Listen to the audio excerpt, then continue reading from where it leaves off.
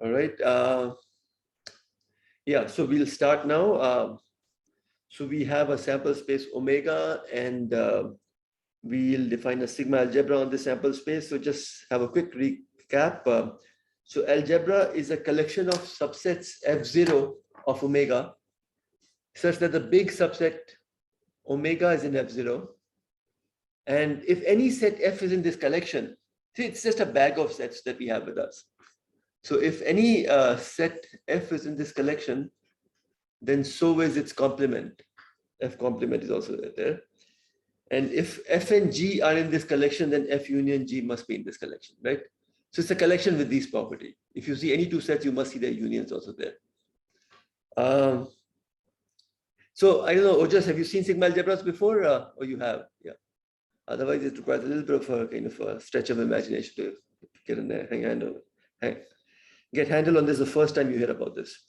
Sigma algebra is a collection of subsets which is an algebra. In addition, if you have countably many sets A1, A2, and so on, then their countable union is also in this collection. It contains, it's closed under countable union. And as all of you know, it's also closed under countable intersections. Okay, and then is this notation you're familiar with, the sigma of C? So C is a collection of sets, and sigma of C. Saurabh, do you know what that is?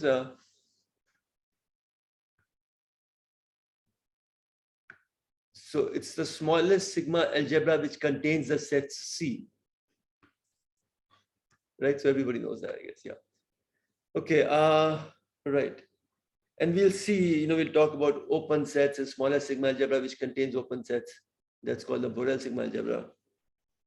Yeah, so Borel sigma algebra on real line BR is the smallest sigma algebra that contains all the open sets. And we know on the real line it contains all conceivable sets, like sets of rationals, sets of irrational, closed intervals, etc. All of this, I presume, is known to everyone. Is that right? Okay, good. So the issue is how to assign probability measure on a sigma algebra. In our first lecture, we discussed, in our last lecture, we discussed that not all sets can be assigned a probability measure, in particular a Bayes measure. You don't get the countable additivity property, so you need to choose your sets carefully. So then we said, okay, we restrict ourselves to sigma algebra. That's worked out well. So now the issue is, how do we assign probability measure to a sigma algebra? Because when you start thinking about it, sigma algebra has lots of sets in it. So it's kind of a little difficult to imagine. If I give you some sets like intervals, and if you take all their countable unions and countable intersections, you get some set of sets. Now, all the sets you had, you take their countable unions and countable intersections, you get another set of sets.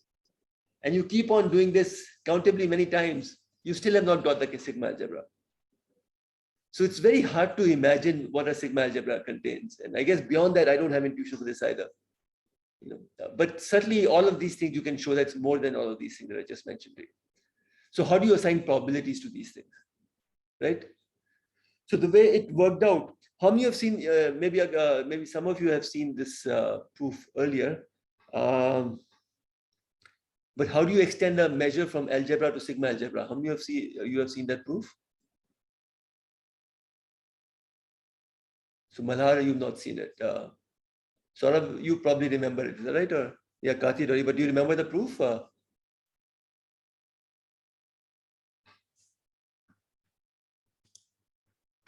So we like first define a outer measure over all possible subsets, and then we define measurability over them, and that's how we proceed. So you went through the whole, you've gone through the whole proof, okay, or just a sketch, I guess. So I guess what I'm saying is today we'll just go through that proof, the complete proof, basically, once and for all. Okay, that's a plan of action for today. Just one second, I have to get this guy in. There must be a setting button so people can come automatically. I don't have to let them in. Is that right?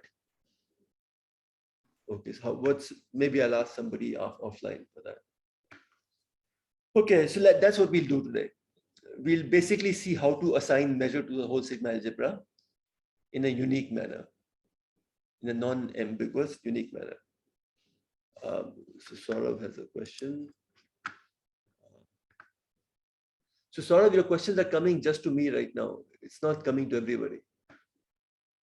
Is there any extension of sigma algebra? I mean, there can be, smaller sigma algebras and bigger sigma algebras. So that is there. So Lebesgue sigma algebra is bigger than your Borel sigma algebra, which contains open sets. So that is there. Beyond that is not something that I've looked into. That's not the literature that I follow. I mean, I'd imagine this is the kind of stuff people would have thought about, maybe 100 years ago in some depth. Okay, so how to assign probability measure on sigma algebra on a measurable space mu f. So we need, this to lie between 0 and 1. The measure of the overall set should be 1. And then we need, for countable disjoint union, we need countable additivity property, right? That's what we are aiming to achieve right now on the sigma algebra. Okay, so solution is to arrive at countably additive measure on an algebra F0. So we already did that for Lebesgue measure. We showed that it was countably additive last time. And we had an algebra Lebesgue measure, basically, finite union of intervals in our space, let's say 0, 1. We just restricted ourselves to 0, 1. So finite collection of intervals, that's an algebra, right? Finite collection of intervals, its complement is also finite collection of intervals. Whole space is an interval, so on and so forth. So Corte-Diori theorem is going to extend it uniquely to sigma algebra that contains F0. Okay, so the theorem is that F0 will be an algebra on omega P, and P is a probability measure on omega F0. So this is called measurable space that is countably additive. Yeah, so P is a probability measure that's countably additive.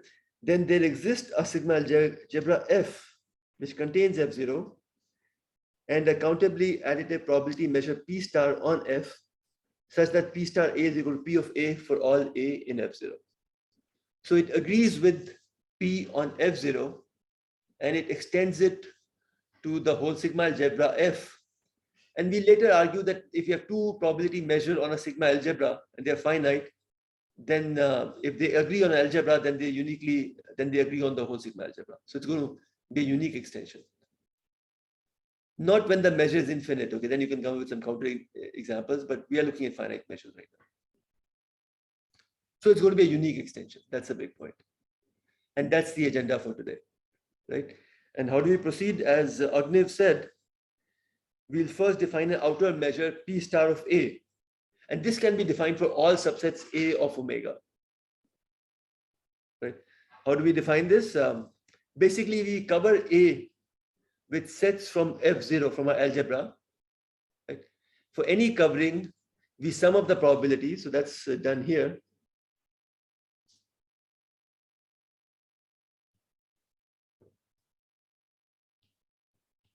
So we sum up these probabilities, and then we take an infimum over all coverings. And that's the outer measure. The nice thing is this can always be defined, right? So P star need not be a probability measure. It's defined for all sets A, but need not be a probability measure. But you can check that P star of empty set is going to be 0, right? Because you can cover it by an empty set, which is in your algebra, and the empty set in your algebra has measure 0. So P star of empty set is going to be 0. And you can see that, okay, P star of A will be less than or equal to P star of B whenever A is a subset of B. Just because whatever covers B also covers A. Right? So far so good. We've covered all the sets. Life would have been very good if we had just stopped there. The outer measure, if it had nice enough properties, we would have been done. But this is the kind of stuff which I was mentioning, that this is not the kind of thing one can kind of sit back for a week and think about things and come up with this solution. This, requires a community to work at it. Okay, so one result is that for all A in F0 in the algebra, P star of A is equal to P of A. So at least on the algebra, the outer measure agrees with the probability measure on the algebra. And how do we see that? Well, clearly P star A is less than or equal to P of A. That's because I can cover A by A and empty sets. That's a covering. I'm taking the infimum, so it's one of the candidates. So P star A is less than or equal to P of A. And the other way around, why is that true? True, anyone? Why is P star A greater than or equal to P of A?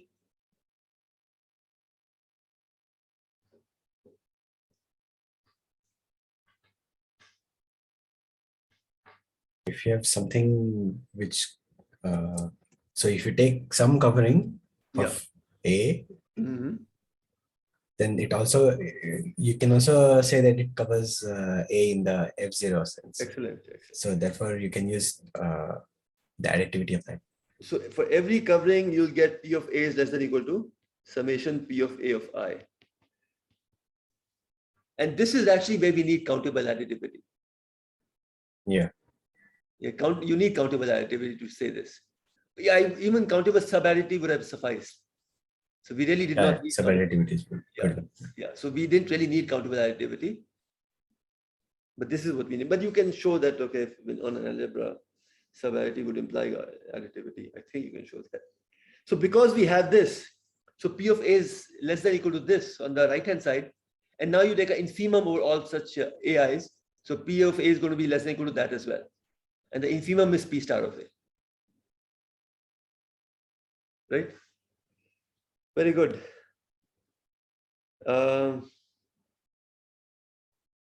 Yeah, so this is, you can see that, P of union of, so what do I want to show? No, sorry.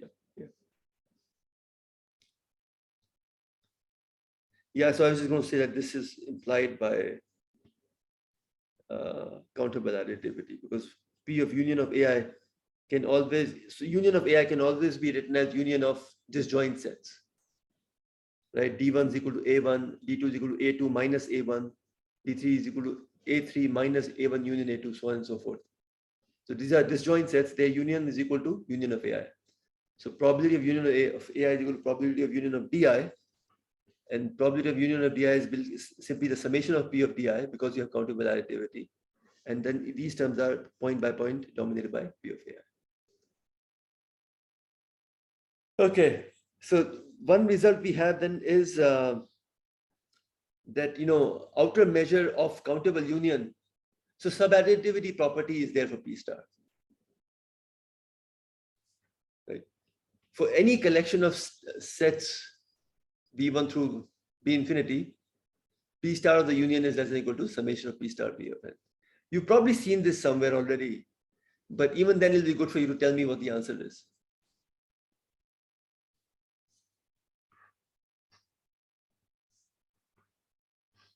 By the way, all of you, Probability. if you're presentable, just turn your screens on if you can. Anirban, you as well. Huh? Daksh, Shantanu, Praveen, Shoshpada. Go ahead, sir. Saurav. In the probability. In the inner probability. What do you mean? So the if you just consider We're not defining inner measure. you're not in a measure, but in a normal case, the way we did probability. Mm-hmm.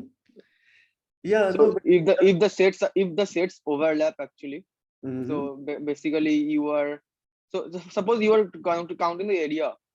So Mm-hmm. you have a square of you have a unit square, and you are taking very many circles in between that in the square. Mm-hmm. So you're taking the union of all circles. Mm-hmm. So their area obviously is less equals to the individual area, because the circles can overlap to each other. Yeah, I mean, that's the spirit of things. But we want to do it precisely, so we go back to the definitions and make sure that, we are getting that from the definitions, we get the result. So what you're saying is fine. But in some sense, you're assuming that area probability measure assigned to a circle is known to us. It's exactly the area of the circle. So you've not quite proved that so far. No, I am not telling about the probability. I'm just saying that if you just consider the area. Yeah. No, you're dominating it by some events. Yes. But when you're saying for those events, we know what the outer measure is. Right? Yes. That's what's making this argument kind of intuitively work. Yes. So I mean, I'm saying we've not even showed that part yet. Yes. But what you do is, this is it's good to see this, I guess, if you've not thought about this earlier. Just cover each Bn by sets from the algebra. And how do you cover them? Just get an arbitrarily close covering. So in a covering which is arbitrarily close to the outer measure. So each Bn is in has an outer measure P star Bn, right? So I can always find a covering C and K. If you give me any arbitrary epsilon greater than 0, I can always find a covering C and K. So the summation of probability across C and K is arbitrarily close to P star Bn, just from definition of infimum. So in particular, I am within epsilon divided by 2 to the power n, right? And I'm choosing to the power n because I want to be able to sum this over n. So I'll get this covering for each Bn, right, Saurabh? And hence I'll use this covering over all n to cover the overall union. Taking the union of the coverings. Union of the covering, yeah. And okay, so then you see, okay, so union Bn is covered by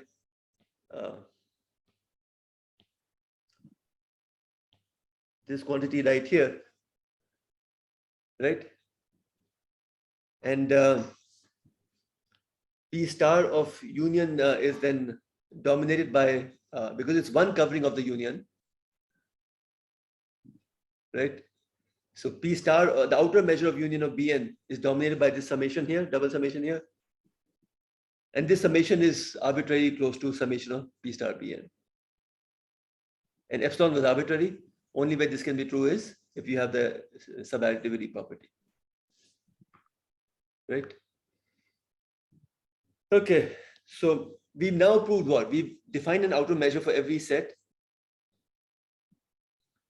We've said that, okay, if A is bigger than B, then outer measure of A is dominated by outer measure of B. Outer measure of empty set is 0.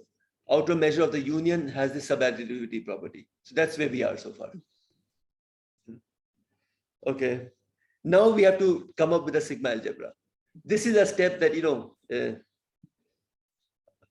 think, it could, I certainly could not imagine in my lifetime left to myself. So you have to wonder, it's kind of creatively, but I guess people must have examined this problem carefully, that this would have been natural. So let's collect all the sets in omega so that P star of A intersection E plus P star of A complement intersection E is equal to P star of E for all E in omega, right? So all sets A, so that A and A complement divide the measure P star E correctly. So all such A's we'll collect. They're not messing up. Those sets, that collection will keep as F. And we'll show that collection is a sigma algebra. Now it's very cool stuff. If you go back and ask yourself, okay, but what happened to the non-measurable sets that we had? You will actually see that they don't have this property. P star of A intersection E plus P star of A complement intersection E is equal to P star of E. You can spend some time thinking about that. So that's the interesting part. But all good sets that we can think of, all the sets that we think of when we think of Borel sigma algebra have this property, as we'll see. But it turns out that that is going to be true. So this definition is clear. For each and every E, this has to be true. So A has to do this for each and every E. Then A is a part of our sigma algebra, our collection F. And we'll show the collection F is a sigma algebra. So we show that F is a sigma algebra that contains F0. So that's a big picture. Now we know for every E, because we have subadditivity, this is known to us, right? P star of E is less than or equal to P star of A intersection E plus P star of A complement intersection E. So all we really need to show is the other way around. But we need to show this for all E, for A to be a member. Okay. So that's where we are. So first result is that this F, this kind of, in a way, takes the kind of makes you expect that these things will work out. So F is an algebra, and it's a nice straightforward proof.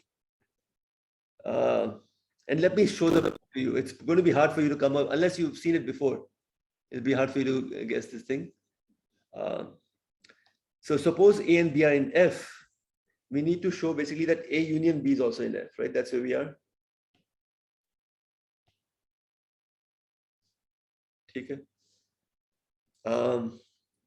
So we look at P star of A intersection B common with E plus P star of A intersection B complement common with E, right? This is the one that should be well behaved for. We want A complement. Okay, so I'm doing A complement B right now, I guess. Yeah. So, I guess maybe it's equivalent, I guess, to show this, right? A complement B is in F, then, we know for any A. See, by definition, I should say here, if A is in F, then A complement is in F. Okay?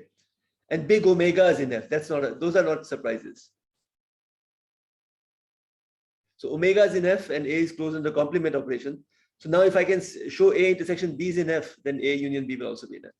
So let's look at A intersection B. So what I want to show is that this guy with this guy, now it's not so difficult. This is equal to P star of E, or it's less than equal to P star of E. That would be enough. Okay, so now let's keep this as it is and let's look at this guy. A common B complement intersection E. So the point is this. So I'm looking at complement of this region, right? Complement of this region is either A complement union A complement intersection with B, B complement intersection with A, or A complement intersection with B complement. So now, because I'm going in this direction and I have subadditivity to help me, so this thing can be upper bounded by these three terms. P star of A complement B complement E plus P star of A complement A common B complement intersection B plus P star of A complement common with B complement intersection of E. But I know already that A is in F, right? So that tells me that these two terms here together, they are equal to P star of B common B, right? And these two terms together are equal to P star of B complement E. So I get P star of B. So this I got basically because A was already in F. And now because B is already in F, I get this is equal to P star of E. So this was the crucial step. Once you know how to define your sigma algebra, once you've got this, then you'll be able to work everything out. You just have to now do the math. So it's not so hard. Okay, so we already had that F is an algebra. Okay, so we've gotten this far. Now we want to showcase a sigma algebra. All right, so this result is going to be useful in showing that's a sigma algebra. Did I miss something here? It sounds like I had to show something, but I didn't. No, I guess I don't have it. No, that's fine. I don't think I have missed anything. Okay, no, I didn't. So let's carry on. So we have that F is an algebra. Now we'll have this result that if A1, A2 in our collection F, if they are disjoint, and let me take the BM to be the union of the first M of these sets, then for all E, and for all M, P star of E intersection BM is equal to summation of P star of E intersection AN, N less than equal to M. So you have kind of finite additivity of this sort for every E. I mean, in particular, when E is the whole space, you get finite additivity. Right? So this will show this right now, and this will help us show that F is a sigma algebra. Okay, this will show by induction. It's true for M equal to 1 by definition, right? So we'll suppose that it's true for M, and then we look at P star of E common BM plus 1, right? And we can write that as, because, I guess BM is a member of F. So we can write this as P star of BM intersection E intersection BM plus 1, and P star of BM complement intersection E intersection BM plus 1, right? Not so difficult. Okay, and then you see that, okay, this guy here, Bm intersection Bm plus 1 is just Bm. So I get here. This goes, here I can use my inductive hypothesis. And Bm complement intersection Bm plus 1 is Am plus 1, right? Yeah. Right. So I get this term here. So I'm good. So I got this hypothesis. This will be useful for me to prove that indeed F is a sigma algebra. Okay, so that's where we are. F is an algebra. It has this kind of finite additivity, kind of a generalization of the finite additivity property. Okay, now given A1, A2 all belonging to F, and let them be disjoint right now, then the claim is that their countable union belongs to F. So that's what we have to show right now. So again, so this is okay. It's a little tricky, I guess. So we'll go by because An, the countable union, it's a limit of Bm as m goes to infinity. So we'll play with Bm right now. So P star of E is P star of E intersection with Bm plus P star of E intersection with Bm complement. Right? And this we already know we can write as the summation here. We just did that. And then we are just left with this guy here. Now Bm complement will include the union of AI, the complete union, countable union, its complement. Right? So this here will, this sum is going to dominate these guys here.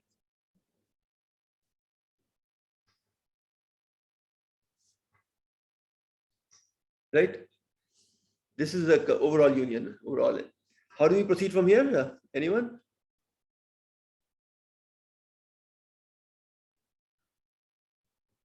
We want to show that union, the countable union of ANs it belongs to a class F.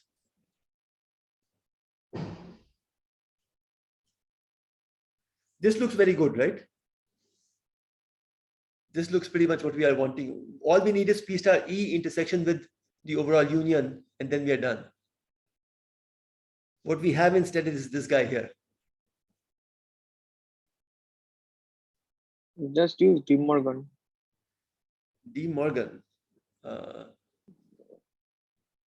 Yeah, we can take supremum over all m. Like this result holds for every value of m. So okay, I can take m going to infinity and. Okay, so we can replace m by infinity. This summation is over all m. Then what's the next step? Then I'll use countable subadditivity. Very good, excellent. So because of countable subadditivity, so this is okay what you said earlier, and because of countable subadditivity, this is dominating our outer measure of interest. So now we got both of these things and we are done. Right? So countable unions of disjoint sets are also part of our class F. But our class F is an algebra. So even countable union of non-disjoint sets will also be in F. And that's because, so F is a sigma algebra. So we need to show now that we might end up ending the class earlier today. Okay. So we need to show that A1, A2, these all belong to F. This implies the union of AIs, the countable union belongs to F. And now these AIs are not disjoint. So what I'll do is I'll construct D1, D2. Exactly. Go ahead. Yeah. So if you take the differences, then you get disjoint union, then you can use previous. Right. And the point is that the differences are still in your algebra. Yeah. Right. So differences satisfy, they belong to the class F to begin with. So hence you can use the earlier result. Okay, so DIs are in F because it is an algebra, yeah, and they are disjoint. So this union AI belongs to F. So good. So it wasn't that hard actually, yeah. So now we've got this sigma F is a sigma algebra. See, we've shown that already. Now we need to show, okay, this F contains F0, right? And we need to show that, okay, the probability measure, the outer measure defined on F is countably additive. You know? And we also need to show that, we've already shown that outer measure agrees with the probability measure on the algebra that we've already shown. So then we've extended the original probability measure on the algebra to the whole sigma algebra, basically. Right? So two things we need to show now. One is that, okay, it contains F0, and second, that it's countably additive on F. All right. So F0 subset of F for any E subset of omega epsilon greater than 0, we have, all right, I can always kind of, for any E, I can always come up with a covering as we did before, which is arbitrarily close to the outer measure, right, in its probability assigned to it. So that I can always do for any E. I just want to basically, I'm taking a set, I guess I'll take a set in F0, and I just want to show that it satisfies the membership property of being in class F, right?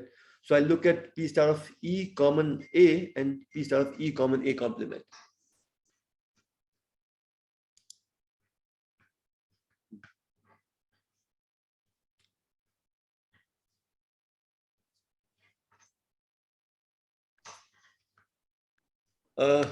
Yeah, Sunandan just joined.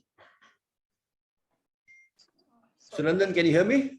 Yeah, I can hear you. Sorry for late joining. So, well, we'll put the video out so you can always look at that. Yeah, okay. Not a problem. Yeah.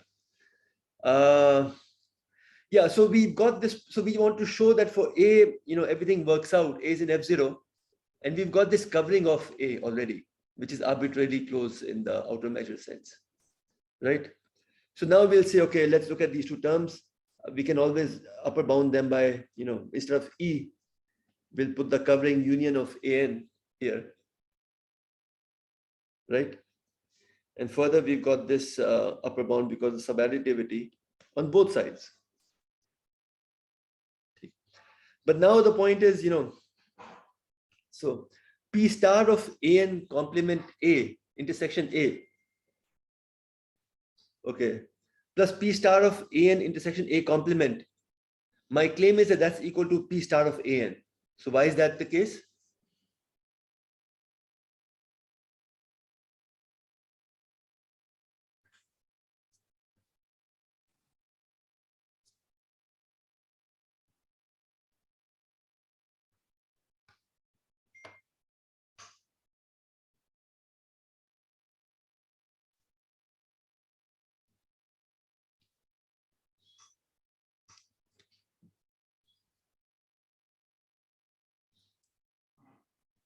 Recall that ANs as well as A are in our algebra, and P star agrees with P on our algebra,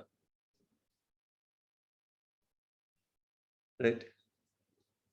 So, so for P, so P star AN intersection A is just P of AN intersection A plus P of AN intersection A complement, and that will be equal to P of AN,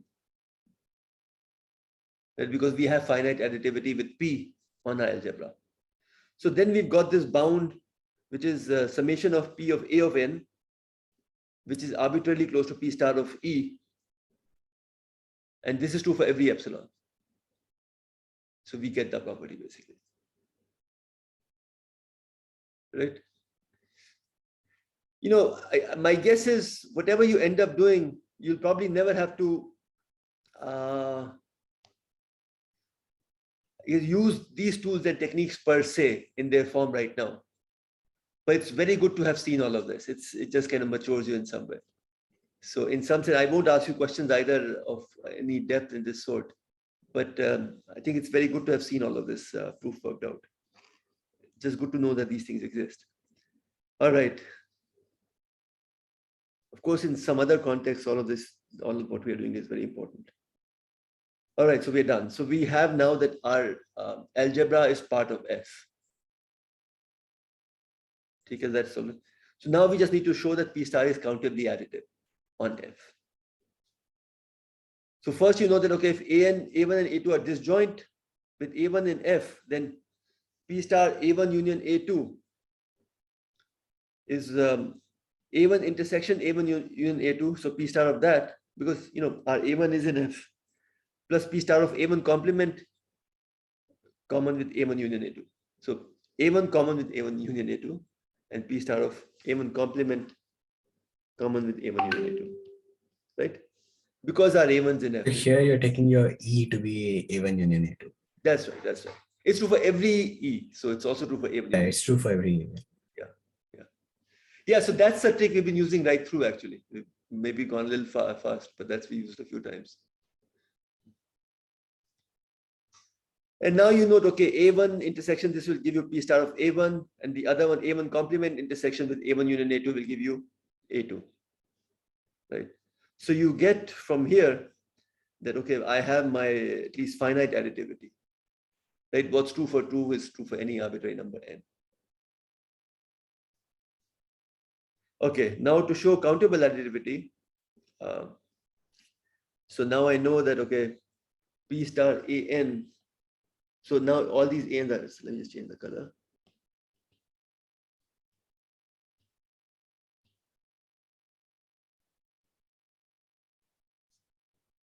Right? Because the ANs are disjoint. So I have this finite additivity now. And then I have this, because this union is a bigger set. So I have this from there, right? That tells you that, okay, this summation is less than or equal to this for all m. And hence countable additivity follows basically. And so I can take this to infinity here. One side I get, the other side I already have from subadditivity. So I get the equality. So I get countable additivity. So I'm basically done now. I mean, I still have to show uniqueness of the extension, but otherwise I'm pretty much done. Any questions so far? Should we do a quick summary of everything that we've done? Just one round, let's just go back to all the steps. So Nandan, we are doing this just for you, okay?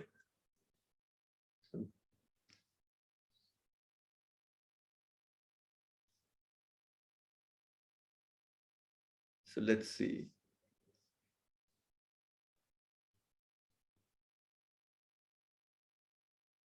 Yeah. So this is a theorem we want to prove, that let F0 be an algebra, right? On omega. P is a probability measure on this algebra, n omega. That is countably additive. Or countably subadditive would have sufficed. Okay. Then there exists a sigma algebra F that includes F0, the algebra. So in particular, it includes the smallest sigma algebra which contains F0. Right? Because it's one sigma algebra, it contains F0. And a countably additive probability measure P star on F. So we'll define P star on F, and it'll be a probability measure on F, such that P star of A is equal to P of A for all A in F0. Right? So first, what did we do? We defined the outer measure. We just covered every set A with sets in the algebra. Right? And then we look at the summation of this, of the covering probability assigned to the covering. And then we do the infimum over all such coverings. And that gives us the outer measure P star of A. P star need not be a probability measure. So you'll see that, P star on those non-measurable sets. Remember those non-measurable sets, either they had a measure 0 or they had a measure positive. Both of them lead to a contradiction. So yeah, you'll get an outer measure on them which will be positive. It will actually be equal to 1 on probability on the space 0, 1 at least. No. Actually, it'll be 1, at least in the Lebesgue measure setting. So P star need not be a probability measure. P star of empty set is 0 because empty set can be covered by an empty set. And if A is subset of B, then P star of A is less than equal to P star of B. Our first result was that, okay, P star agrees with P on the sets A in our algebra. Right. And here we said, okay, this direction is quite straightforward. this just follows because A can be covered by A and empty sets. So that's one of the coverings. So P star A has to be less than or equal to P of A, because P of empty set is always 0. So, the covering will have measure P of A. Okay. And then the other way around, we noted that P of A is less than or equal to summation I P of I, whenever A is dominated by the union of A of I. A of I are all in my algebra. So this is true because of countable additivity property. And now all I'm doing when I do the outer measure is I take an infimum here. So infimum will also dominate P of A. So P star A will be bigger than or equal to P of A. It's also less than or equal to P of A. So P star of A is equal to P of A for all sets A in my algebra. All right. Then we said that, okay, this is important, that our outer measure has this countable subadditivity property.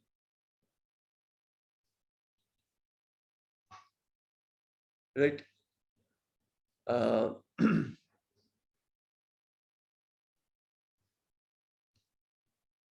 Yeah, I mean, this should immediately tell you that those non-measurable sets cannot have an outer measure 0. Because P star of the union is just a P star of the interval 0, 1. That's 1. So left hand side is 1. Right hand side is of sum of all those guys. So if they were all zeros, then the right hand side would be 0. So that would not work. Right hand side can be infinity. That's allowed. Okay, so this is subadditivity, and this we got basically, and so this requires a little bit of effort, that each Bn was covered by sets from the algebra C and K. Right now, this covering C and K can just be exactly the same set in just one set. I mean, that's also allowed. That's not an issue. But we just want that this covering should have this property that this summation of P of C of K and C and K should be arbitrarily close to P star of Bn. Arbitrarily close in the sense of being within epsilon by 2 to the power n for any arbitrary epsilon greater than 0. We can do this. If we could not do this, then that would not have been the infimum. Because the infimum was P star, there's always an covering which is arbitrarily close to it. If there isn't, then you have a higher value of the infimum. Okay, so this is one thing you just need to absorb if you haven't seen this enough times. Okay, so for each guy, each Bn, we get this arbitrarily close covering, but we make the closeness smaller and smaller. Now we know that this union that we have, this can be covered by this covering of all the C and Ks over N and K. Since it's a covering, the outer measure of the union will be dominated by the sum over the probabilities assigned to each C and K, right? And now we go back and see that this is actually arbitrarily close to summation of P star Bn, right? Plus epsilon to the power 2 to the power n, 1 upon 2 to the power n sums. So this is true for all epsilon. Only way that's going to be true is if we have the subadditivity property. So this was important. We got this from here. All right. And this was the big step. We said, so this is, the most creative step, I think. This definition, it's hard to a priori for a naive person to come up with such a definition. It just is pure imagination. So you collect all the sets A in omega so that P star of A intersection E plus P star of A complement intersection E is equal to P star of E for all E. All E in the power set of omega. All subsets of omega. So we're collecting all the A's which cut them properly. Right? That's a collection. And now we show that this collection has everything that we're looking for. This becomes the candidate. We'll show that it's a sigma algebra, and we'll show that on the sets it contains f of 0. Okay, so we show that f is a sigma algebra that contains f of 0. All right. So this is already known to us from subadditivity.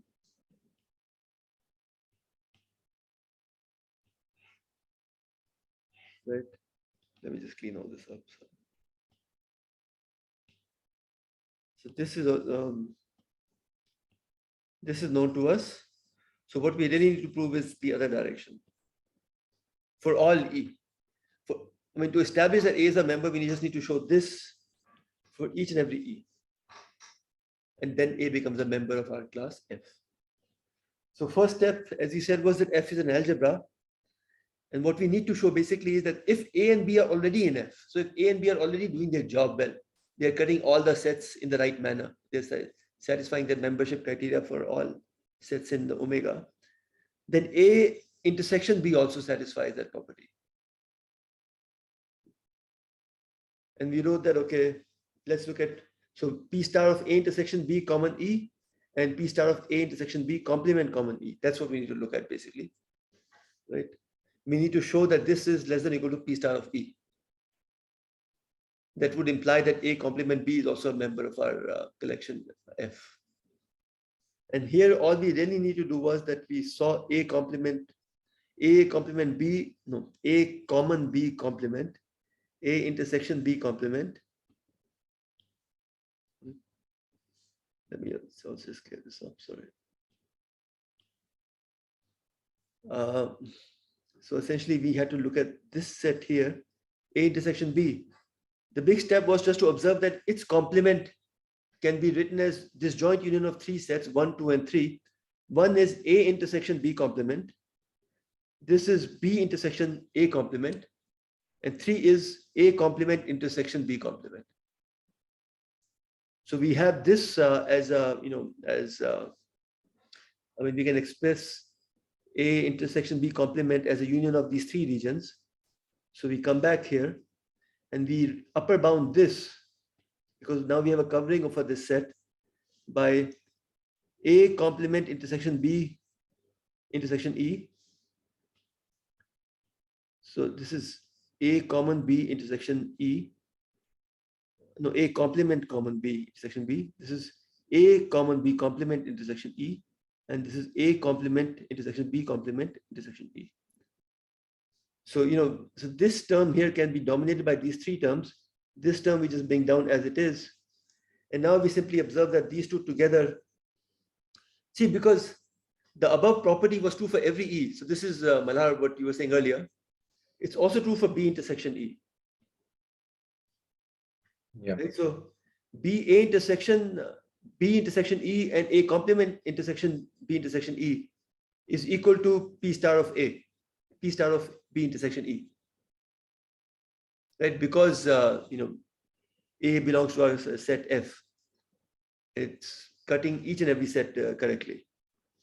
And now when you come here, you see that, okay, this, now just take this as your E. So A intersection B complement intersection E and A complement intersection B complement intersection E. This should be equal to P star of B complement intersection E. Because again, A is a member of our set F. So then, these two terms together become P star of B intersection E. These two terms together become P star of B complement intersection E. So you get these two quantities. And now you know that your B was already a member of F that was given to you. So this is equal to P star of E. Implying that, okay, A intersection B also belongs to F. Because it's cutting each and every set E correctly. It's dividing it correctly. Okay, so this, since A union B is in F when A and B are, any finite union and any finite intersection is also in B. So our collection F is an algebra basically now. Okay, now let's take A1 through A1, A2. Let's change the color. Let's assume that A1, A2, and so on are disjoint sets. Let's take BM2 with their union of first M sets. Right? Then the claim is that P star of E intersection BM for all E, outer measure assigned to E intersection, the union that we have of these ANs up to M can be, so you have this countable additivity property, finite additivity property.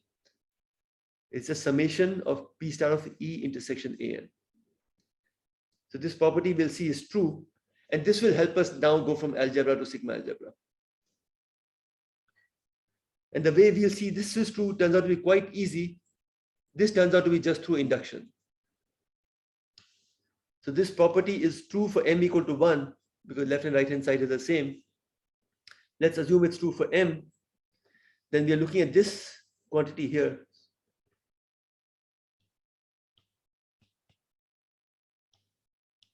We're looking at this quantity here, and we want to show that the induction hypothesis holds. Right? And now what we note is that we can write this because Bm is a member of our collection F. We can write this as Bm intersection this set plus Bm complement intersection this set, outer measure of both of those two sets. Right? So P star of Bm intersection E intersection Bm plus 1 and P star of Bm complement intersection E intersection Bm plus 1. Right? Now in this case, this intersection will just leave Bm behind.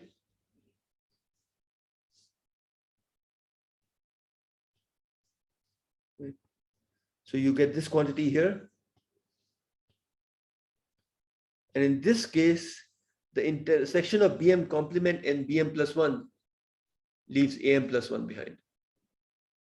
So you get this quantity becomes P star of Am plus 1 intersection E. Then by induction hypothesis, this was already a summation up till m. You get this m plus 1 term, so you're done. So we've got this kind of generalization of countable additivity that's holding now. Okay, now we move on and we want to show that given A1, A2, and so on, countably many and disjoint, their union is also in F. So F is closed under countable disjoint union of disjoint sets, countably union of disjoint sets. How do we show this? So these are, they look easy, but I guess if one had to think, it's not quite clear what the approach should be. It's you just have to see enough of these approaches, you get familiar with them, then you can try these and see what works. So I can always write P star of E as P star of E intersection Bm and plus P star of E intersection Bm complement. You can always do that. And I can write further simplify this because Bm is the intersection of disjoint sets, the union of disjoint sets. I get this property from my earlier what we just proved. And here I get E intersection Bm complement. What do I want to show? I want to show that, this set here, intersection with E, I want to show that the outer measure of E is equal to outer measure of E intersection with this set and outer measure of E intersection with complement of this set. That's what I want to show. So, here I can see at least from here, once I've reached this far, I can replace Bm complement by this complement of this countable union of ANs. Because this union is a bigger set, its complement is a smaller set. So by the fact that this, because it's a smaller set, the outer measure will be smaller. So this direction is straightforward. This I've not changed anything right now, but I just observed that I can do this for every m. So that now gives me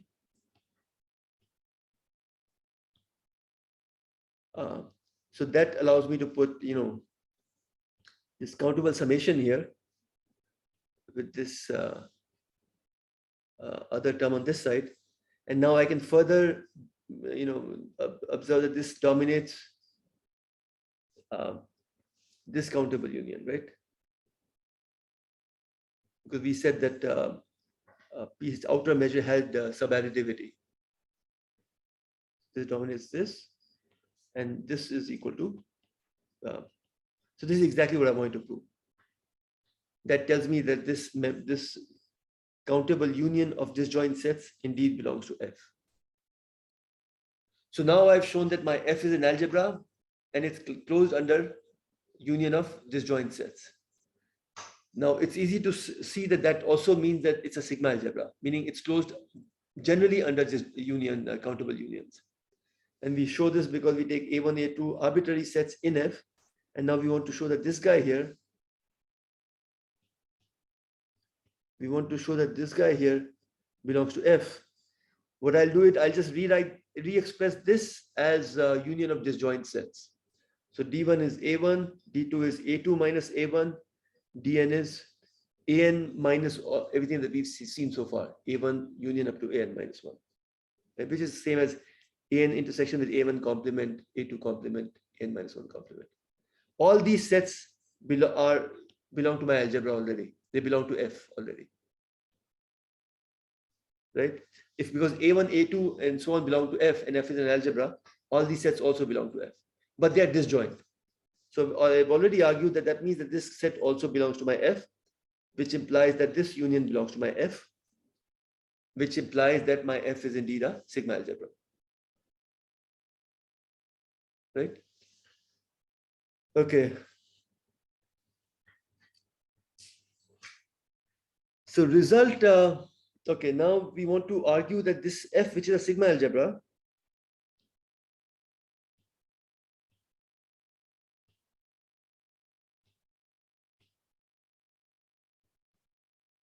contains F0. We've not argued that so far.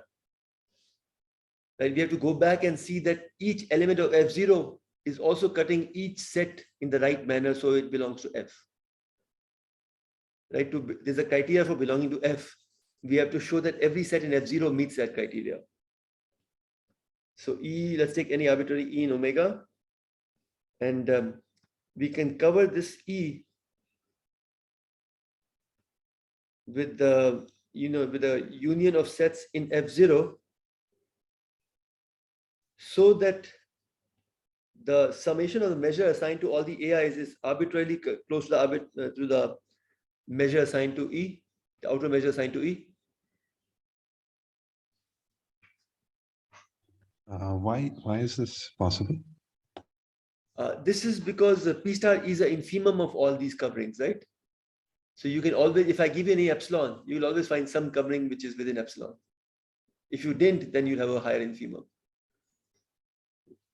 So I've given you epsilon extra here. So I get a covering of, so for every E, I can always come up with this covering. Right. I mean, roughly what that means is that I can replace E by this union of sets in the algebra. So intuitively, that's the way to think about that. It's always possible to get arbitrarily close to it. So now, I mean, in some sense, one could have started with this, because that's really the way to good way to think about E. So then we say, okay, we want to now look at this quantity here, and we want to show that it's arbitrarily close, it's upper bounded by P star E, basically. That's what we want to show, right? For A, which belongs to F0. Because this will ensure that A is going to be in our collection. A belongs to F. So A is given in F0, and we want to show that this property is, true for, this thing is dominated by P star of E for every E. What we observe is that every E can be approximated by a covering in the algebra. But in the sense that the covering dominates it, this allows us then to just upper bound this by P star union N AN intersection A, and P star union N AN intersection A complement. Okay? No big deal here. Union is a bigger set than E, so I can do this. And now this further I can upper bound by subadditivity by the summation here and by the summation here. Right? So again, no real problem so far. What's nice is that now you observe that now we are back to our algebra, basically. Our A is in the algebra and our ANs are in the algebra.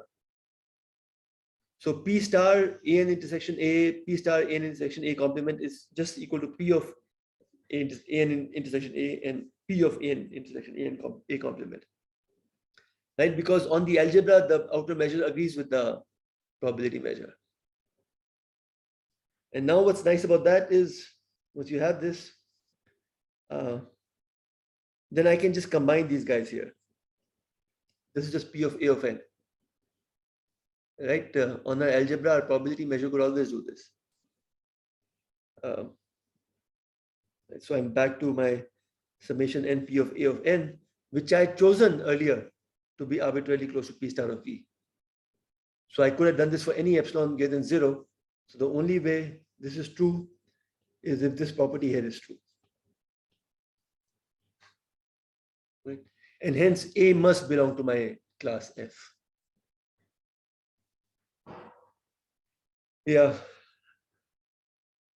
Again, like I said, it's not, I don't know, it's not kind of, of course, one could sit back and get a mature picture in your mind as to how did we think about this? What were all the steps involved? Yeah, I mean, that of course has value, but so does just seeing the individual steps a few times so that you know that these things can be done. But in terms of theorems, as far as theorems goes, this is perhaps one of the more intricate theorems that you'll see, and elegant and intricate. Powerful, of course, because how do you extend a measure from algebra to sigma algebra, and enormously elegant way to achieve all this. I don't know. Do you have favorite theorems so far? Does anybody want to share a favorite theorem that you have seen so far? Don't say Pythagoras theorem.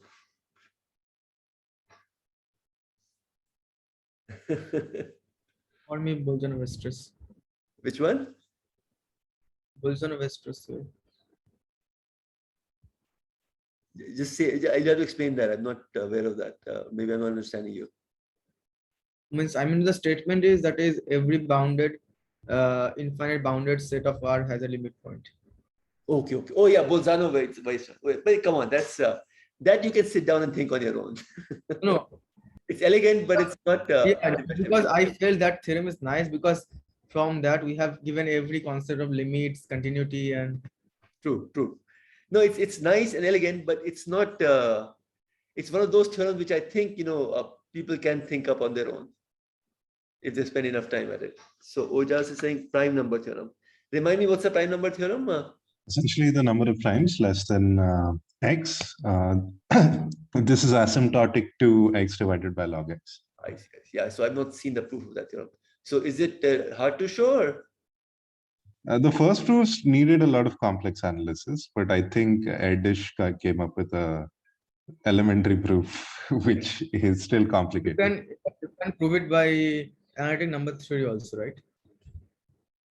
I see. I think that's easier than the complex. I see. And did Adarsh came up with a probabilistic proof, or? I don't know. I'm not sure. Okay. No, that would be nice to see if there was a probabilistic proof that would fit into this course. What about anyone else? Do you have some other theorems which are your favorites, or?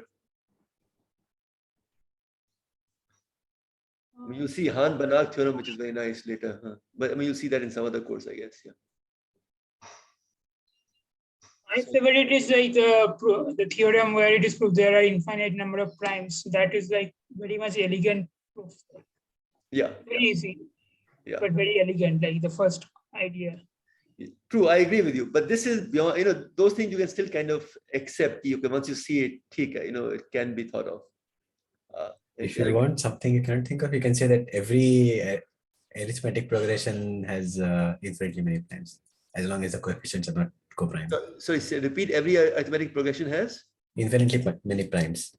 Infinitely many. Oh, as long as the coefficients are not co-prime. As long as the coefficients are co-prime. I see.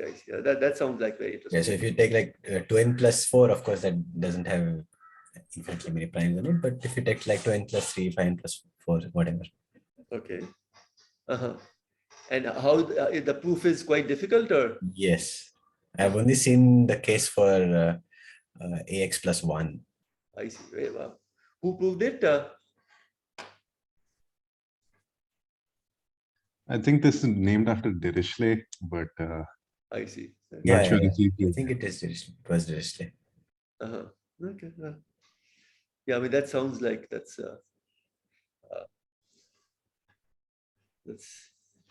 equally interesting, at least. Okay. Right. So need to show now. Now we just need to show that P star is countable. That's ready for you. Sorry, go ahead. Category is for you, or you have some other choice? This one, for me, you're saying?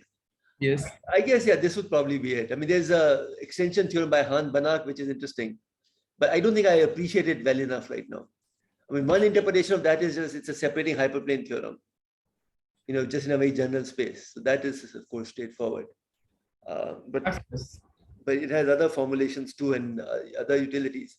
It's kind of very interesting applications of it, but I don't appreciate it well enough to kind of rank it that high. So for me, I mean, this would be, and maybe, you know, I'm less aware of all these kind of number theory ideas. So I can't really comment on that. So this would rank up there, I think.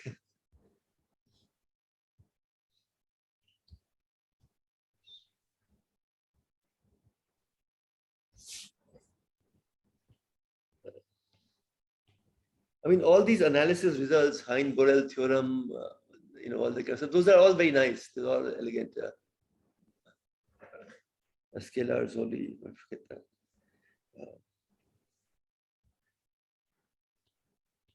All right. So anyway, so we've done countable additivity. You've seen it once. You can read up and see it the next time. So let's move on. Okay, now we'll just do some kind of polishing around the result that we've seen. So one is that, okay, this mu f p star that we've constructed. So we constructed this space F, right? And we've constructed outer measure p star on F. You know, p star is basically p star restricted to sets in F. So now that's a probability space because p star is countably additive on F. But we'll argue it's complete. And what does that mean? So Borel sigma algebra you'll see is not complete. But it's complete, that is, if A is subset of F,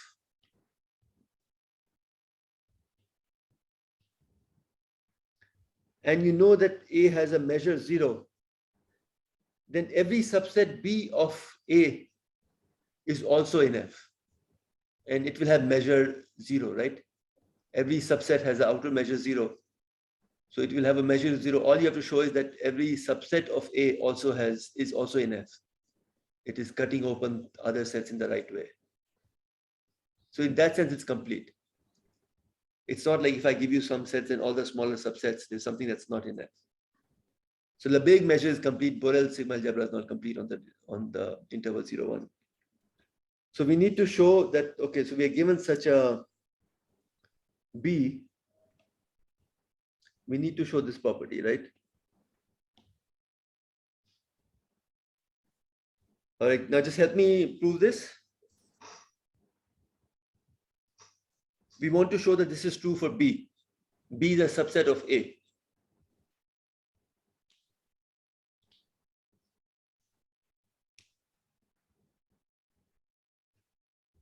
I think it will trivially hold, right? Because the first term is 0 and the second term is a subset. So Absolutely, it is that trivial. First term is dominated by B, and that has outer measure 0. And then second set is trivially dominated by P star E by subadditivity. So this follows. Okay. So hence, this space is complete. Okay. Now constructing Lebesgue measure. So we've done all the work for it. Omega is now 0, 1. F0 is collection of finite union of intervals on this space, right? We know how to define P on F0, right? It's just the sum of the lengths of each interval. Okay, so it's unambiguous how we can define measure on the algebra. So we just want that P of A of B should be equal to B minus A. And some of the intervals, the measure assigned to them should just be the sum of the measure assigned to each interval. And we've already proved that P is countably additive on F0. So we did that last time. That required some argument. So by an above analysis, now we get that, okay, P F P star is actually a probability measure on 0, 1. It's called Lebesgue measure because it assigns to every set the measure which is the length of the set. And this Lebesgue measure is complete, we just showed. All right. Okay, so now let's do this uniqueness result. So that's the last part of the story. Then our story is complete for today. So suppose P1 and P2 are measured on the measurable space omega and F, such that P1A is equal to P2A for all A in F0. F0 is an, so yeah, I've written it badly, but what I mean to say is that there's a F0 is an algebra given to me. And F is a sigma algebra which contains F0. And I'm just calling it to be the smallest sigma algebra which contains F0. And I have two measures P1 and P2 on F such that they agree on the algebra. So that's the right way to phrase this. So they agree on the algebra, and my claim is that they must agree on the overall sigma algebra. So any extension from the algebra to the sigma algebra must be unique. I do need finiteness of the measure for this argument to work. But for probability measures, they are finite. Their total mass is equal to 1. Okay. So this needs to be done to complete the whole story. And again, if you've not seen this, the idea is very nice, this proof idea. It's used repeatedly, but certainly an idea worth kind of keeping in your tool bag. So let's just collect all the sets. How do we show this? We'll collect all the sets where P1B is equal to P2B. All the sets in F where P1B is equal to P2B. Now we know this collection includes our algebra. So how do we proceed now? Any thoughts on what should be the procedure henceforth?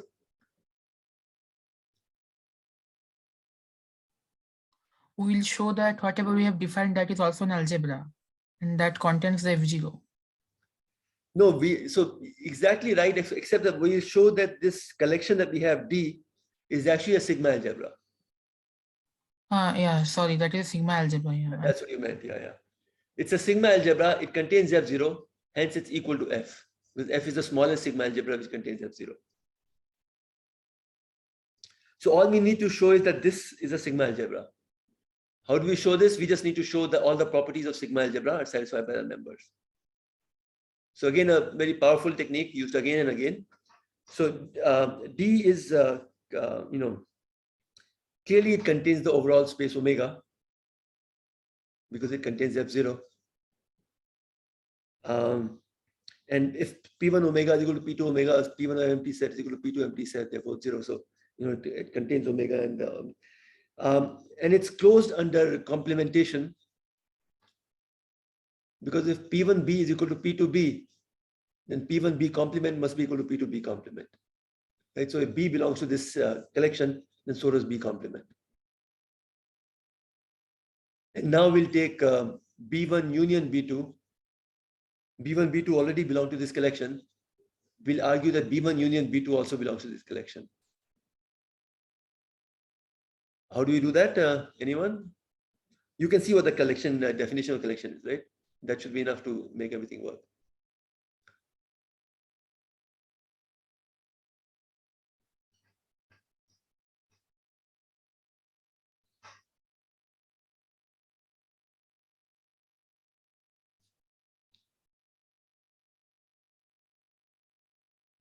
You know what? I don't think I have a proof of that yet. Yeah, no, I don't. I wrote a wrong proof. I'll have to think about this. My proof was wrong. I was going to say that if B1 and B2 are in D, then B1 union B2 should be in D, because P1 of B1 union B2 can be written as P1 of B1 and then P1 of B2 common with B1 complement. But I guess right now I don't have an argument that this is there. And so this needs to be shown. All right, this needs to be shown. So that defeats the argument, I guess. So yes, I guess one needs a different argument. Let me not do it right now in real time. I think I'll have to think about how to get this to work.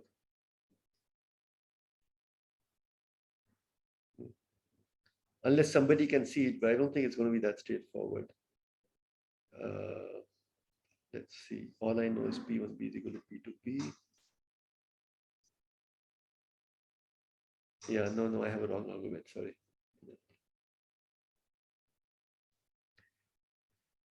Okay, so let this be. I think what I'll do is I'll ask you to be kind to me and do this next time, and I'll be kind to you and let you go at this time. Right? So let's have this kind of a trade-off right now. But no, I think this requires a different argument, and I kind of, in a hurry, I missed it. This is not going to work. Right.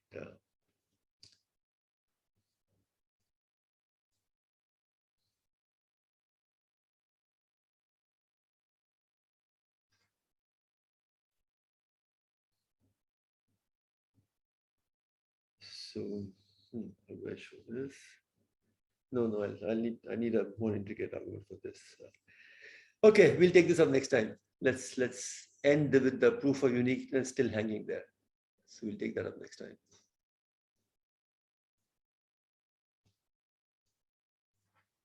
Any questions?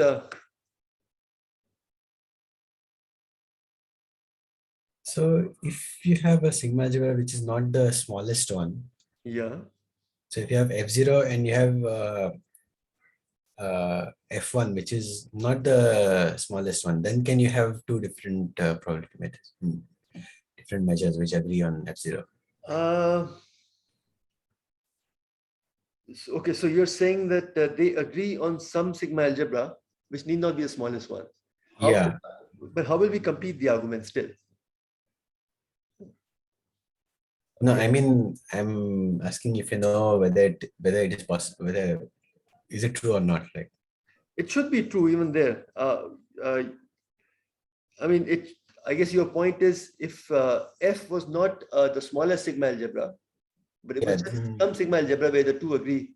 Yeah, then D would be, then it's possible that D is a proper subset of F. Yeah.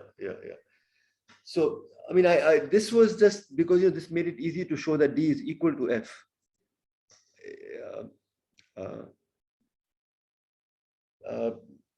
Because D was a subset of F to begin with, and if it's a sigma algebra, then it has to be equal to F.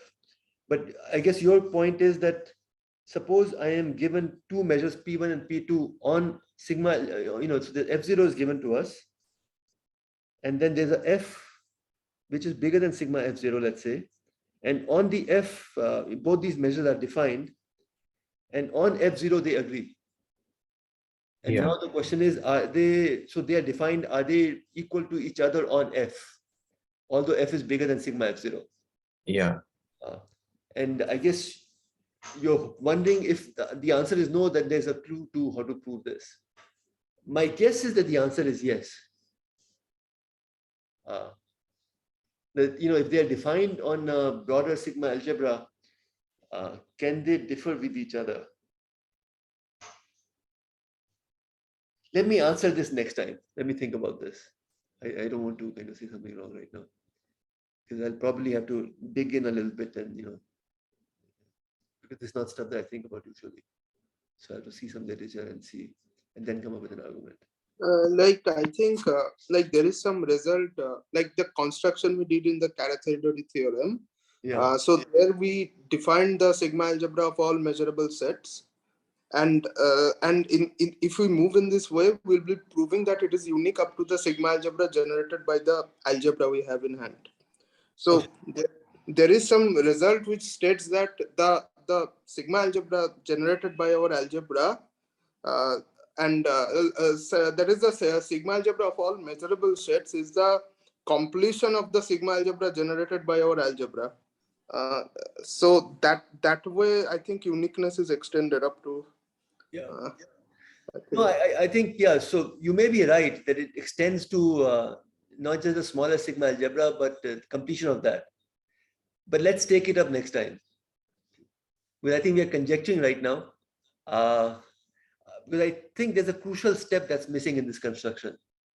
And that will be hard to guess just by chatting. It's something which requires more careful way of setting things up. Yeah, it's just when I wrote this, I guess I was in a hurry. Just asking something. Can we use the fact that just we proved that if the measure outside sigma F0 is actually 0, like the thing that we proved a bit earlier? sorry, Sunandan, what are you trying to say? So F0 is in algebra. It contains the overall space. Yeah, the outside of F0, but inside F. That for that the measure is 0. So the summation is will be equals to the total only in the sigma algebra we are considering. So I'll give you an example. So suppose your algebra is finite union of all the intervals. Yeah. Right. And now your sigma algebra could contain interval, say 1/4 to 3/4, union with all the rationals. I see. So your point is, okay, that guy, or maybe let's, yeah, so that guy, I guess, has the same measure as the union this way. So I guess your point is. I guess there is a like, we have to link it like properly that's valid. Yeah. No, yeah, no, but yeah, I don't think this is certainly not true that there's a set in the sigma algebra, which is, and I guess you're saying that there's a set in the algebra which has the same measure as the set in the sigma algebra. It's not like there's a set in a sigma algebra which is a strictly higher measure than a set in a algebra. That's the point you're trying to make. That every set outside in the sigma algebra has a corresponding set in the algebra which is arbitrarily close. Yeah. Not just arbitrarily close, actually has the same measure. In any case, let me come back to this. Let me think about this. I mean, I vaguely remember a long time ago that this was, this required more ideas to be proved. It was not as straightforward as this. And I think anything we're saying right now will probably appear naive. But what you can do nonetheless is, you have some references available to you. Maybe next time we meet, you can think about this as well. This would be a fun thing to think about. Okay. So let me stop the recording now.